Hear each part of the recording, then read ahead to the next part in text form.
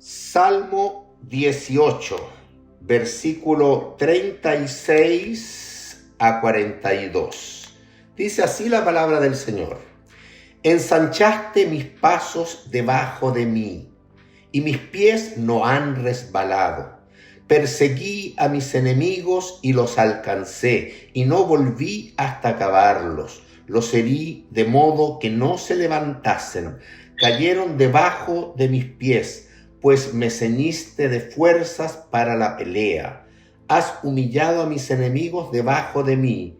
Has hecho que mis enemigos me vuelvan las espaldas, para que yo destruya a los que me aborrecen. Clamaron, y no hubo quien salvase, aún a Jehová, pero no los oyó. Y los molí como polvo delante del viento, los eché fuera como lodo de las calles. Una porción de la palabra bastante fuerte. Ya hemos dicho en este salmo que el Señor nos ha dado muchas enseñanzas, muchas. Y una de ellas, que es lo que estuvimos viendo la última vez en esta reunión, fue en relación a la guerra espiritual, la batalla espiritual que surge de la experiencia del mismo rey David, perseguido por Saúl y por su ejército. Esta persecución física va más allá de algo físico, porque hay realmente un combate espiritual, y David lo ha experimentado y lo presenta en esta porción de la palabra. Ya terminamos hablando de que David reconoce todo que proviene de la mano del Señor. Es Dios el que adiestra mis manos para la batalla, decía el versículo 34. Terminamos en el 35, al final justamente hablando de que tu diestra me sustentó. A pesar de toda la dificultad, siempre la mano del Señor ha estado conmigo, me ha socorrido, me ha protegido, me ha sustentado, y tu benignidad me ha engrandecido. David reconoce en última instancia que en medio de todas sus dificultades, la presencia del Señor con su bondad le ha engrandecido. Y comienza hoy día ya la meditación con la palabra ensanchaste. Terminamos con engrandecido y comenzamos hoy día con ensanchaste. ¿Saben lo que me detengo? ¿Saben lo que yo aprendo de estas dos palabras, hermano? Y quiero que lo grabe en su corazón: que Dios demanda de cada vida cristiana que haya crecimiento. ¿Entiende? No importan los problemas que nos van a visitar, Dios quiere que usted crezca en fe, que usted crezca en compromiso, que usted crezca en oración, que usted crezca. Por eso David dice: ensanchaste mis pasos debajo de mí. Ensanchaste. David siente que aún en medio de esta opresión, ya no es para que yo me disminuya, sino que el Señor tiene una lección para que yo crezca. Y hermanos, cuando estemos afligidos con cualquier visitación de problemas, dificultades, aún de combate espiritual, hermanos, no debemos amilanarnos, sino que debemos al revés ser estimulados a crecer en la fe y aferrarnos más al Señor, por ningún motivo separarnos de Él. Recuerde siempre eso, ¿ya? Esta palabra ensanchaste me recuerda al profeta Isaías, que tenía ese mismo sentir ya hacia el pueblo de Israel. Hoy día digo, es el mismo sentir que Dios tiene para la iglesia, que la iglesia crezca, que la iglesia avance. En Isaías 54, versículo 2, el profeta le decía al pueblo, y nos dice hoy a nosotros: ensancha el sitio de tu tienda, ensancha, crece, avanza, sigue creciendo, compartiendo la palabra, sigue creciendo en el reino, ensancha el sitio de tu tienda, y las cortinas de tus habitaciones sean extendidas. No seas escasa. No seas escaso en tu vida. Hermano, esta palabra a mí me llega. El Señor no quiere que nuestro compromiso con Él sea a medias, que sea pequeño, que seamos tibios. No seas escasa. Alarga tus cuerdas y refuerza tus estacas. Aquí el salmista lo mismo. Él ha ensanchado mi camino, ¿ya? Y por ende mis pies no han resbalado. ¿Está bajo presión David? Claro que sí. Ya Saúl lo persigue con su séquito. Es más, no es una guerra solamente física. Cuando usted va a la persecución de Saúl con David, en muchos pasajes, léalo en Primera de Samuel, en muchos pasajes dice que espíritu malo entró en Saúl. ¿Entendió? Espíritu malo entró. Hay una guerra espiritual y nosotros, por ser hijos de Dios, estamos en esa guerra espiritual. Sin embargo, Dios es vencedor. Ahora, ¿cómo debemos combatir la batalla? Hermano, debemos combatirla con denuedo. Debemos combatirla con valor y debemos combatir en medio de nuestras aflicciones o angustias que vivamos, debemos combatirlos con grandeza. ¿Qué significa esto? Hermanos, con el enemigo no se pueden hacer componendas. Subraye eso. Con el enemigo no se puede jugar, no se puede hacer componendas. David lo supo. Y por ende, él decía, perseguí a mis enemigos y los alcancé y no volví, no regresé hasta acabarlos. Hermanos, nosotros somos llamados frente a la guerra espiritual a someternos a Dios. Eso dice Santiago 4:7, someteos a Dios. Luego nos somos llamados a resistir al diablo. Resistimos al diablo que toma nuestra carne. Resistimos al diablo que nos enceguece con el mundo, enemigos de Dios, diablo, carne, el mundo. Lo resistimos y él huye de nosotros y él huirá de vosotros. Pero tenemos que estar dispuestos a enfrentarlo con valor, en toda autoridad, tomado de la mano del Señor, y debemos eliminar. Mire, Satanás, ¿usted cree que tiene complacencia con un hijo de Dios? Satanás tiene complacencia, va a tener complacencia en la tribulación con Israel, el pueblo de Dios. Jesús nos enseña que Satanás es homicida desde el principio. Él nos enseña que es padre de mentira, que él usa el engaño para atacarnos. Y también que su propósito es robarnos nuestra vida, matarnos y destruirnos. Él no sabe lo que es la bondad, la misericordia, no conoce.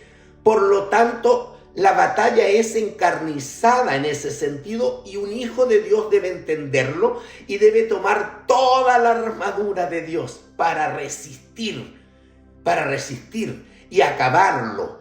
Eso el Señor Jesús también lo enseñó en relación a la liberación de un endemoniado. Dijo ya que el demonio sale de la vida de una persona, ya anda por lugares desiertos, pero dice, voy a regresar. Y cuando regresa dice que toma 7 amigos peores que él, a 7 demonios más, y encuentra a la persona totalmente liberada, ¿ya? Pero si logra atacarlo, el postrer estado de esa persona va a ser peor que el inicio. ¿Se da cuenta? O sea, es un enemigo que no claudica en su objetivo de deshonrar al Señor.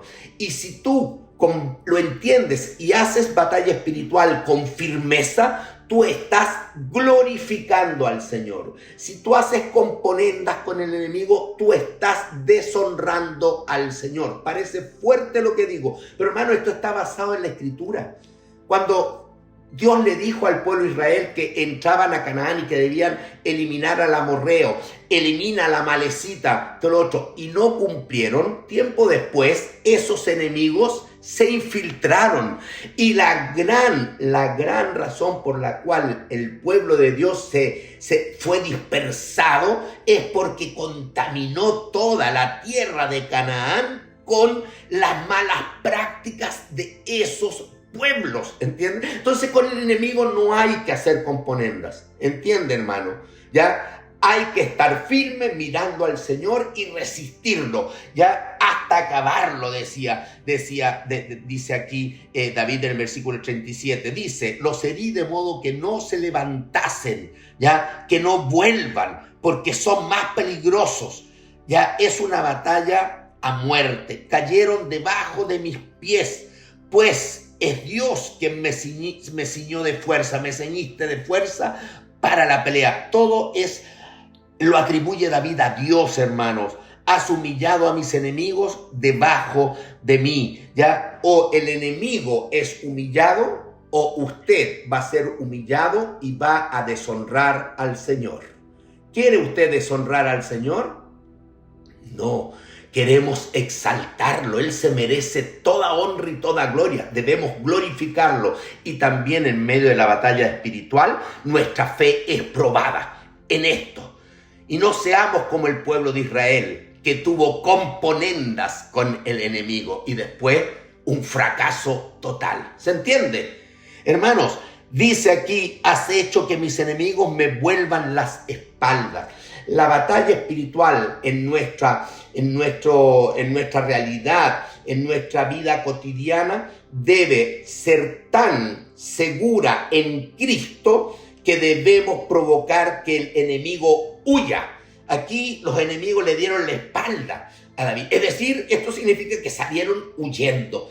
Eso es el propósito que el Señor demanda del Hijo de Dios. Que el enemigo huya, para que yo destruya a los que me aborrecen. Y el hombre, y aquí se ve un contraste, empieza un contraste como en todos los salmos, un contraste muy marcado entre el Hijo de Dios, el hombre espiritual y el hombre que es antagónico a Dios, el inconverso.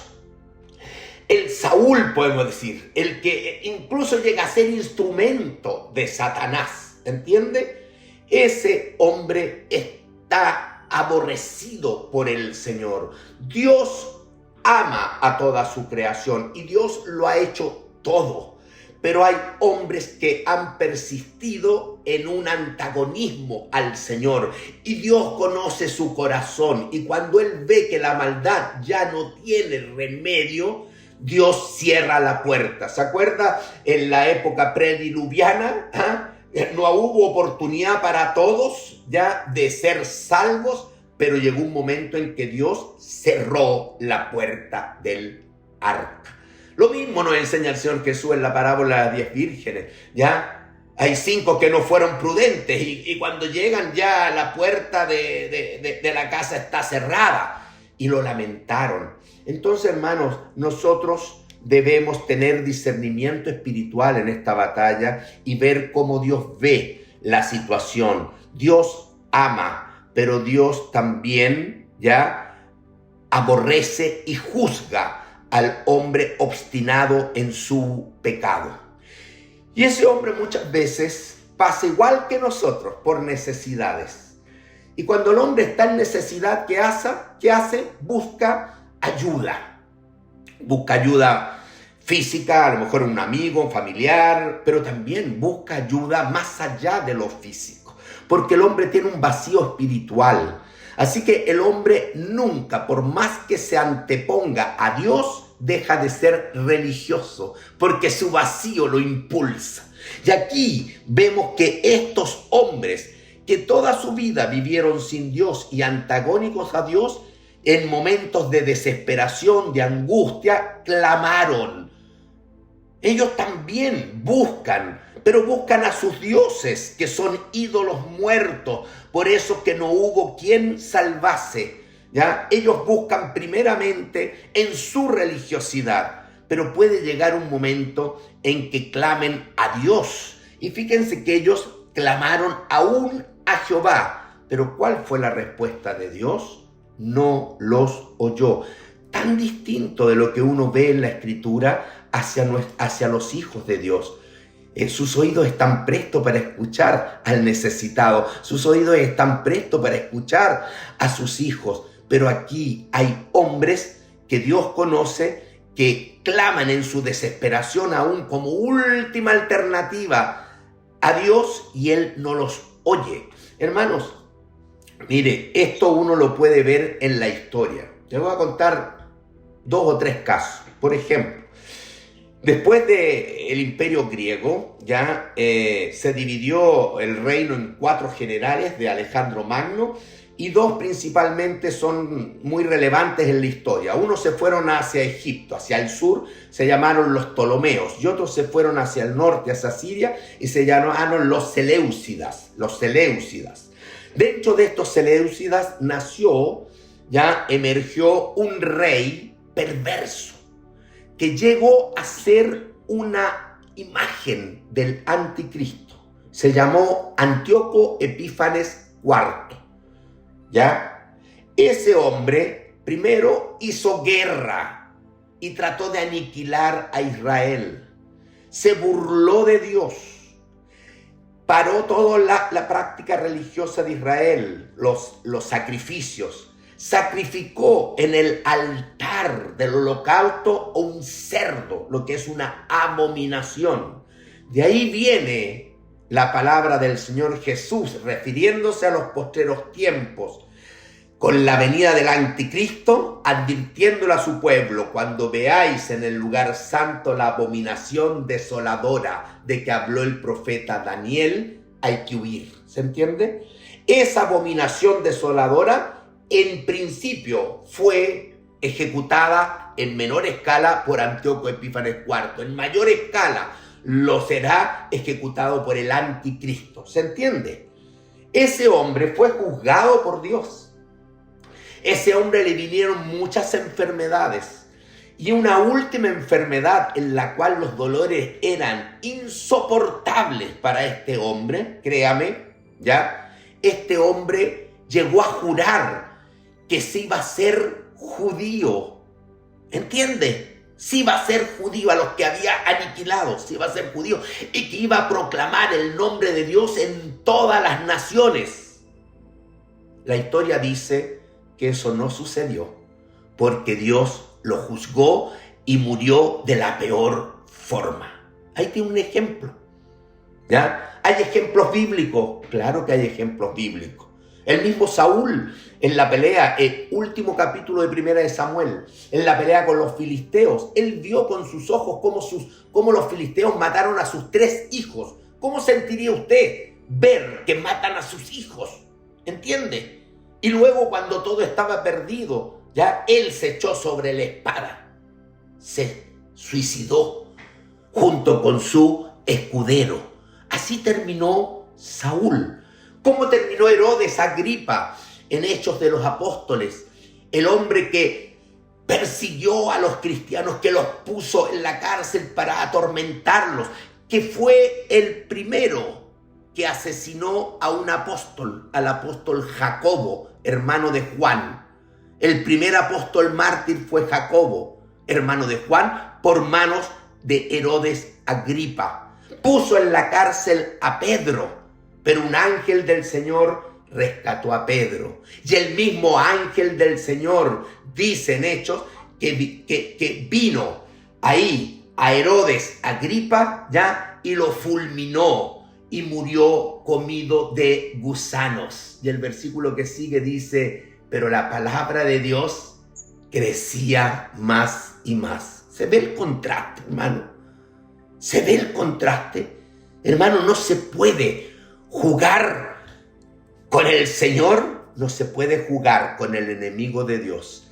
Debemos estar firmes en Cristo, haciendo la obra y batallando la buena batalla. Ya dice, por último, para terminar: y los molí como polvo delante del viento, los eché fuera como lodo de las calles. La verdad es que aquí vemos que David cumplió el propósito de Dios, se puso firme en la batalla espiritual y los venció gracias al poder del Señor. Y hermanos, nosotros somos más que vencedores y debemos estar firmes contra las acechanzas del diablo. Eso dice todo el Antiguo y Nuevo Testamento. Así que terminamos esta sección de guerra espiritual. Quizás todavía quedan algunos versículos, pero va a terminar el Salmo con palabras de esperanza gloriosa. Así que quiere escucharlas, venga el próximo viernes. Vamos a dejar este consejo hasta aquí. Que el Señor bendiga su palabra, su consejo y que estemos firmes en la brecha, orando y batallando la buena batalla de nuestro Dios.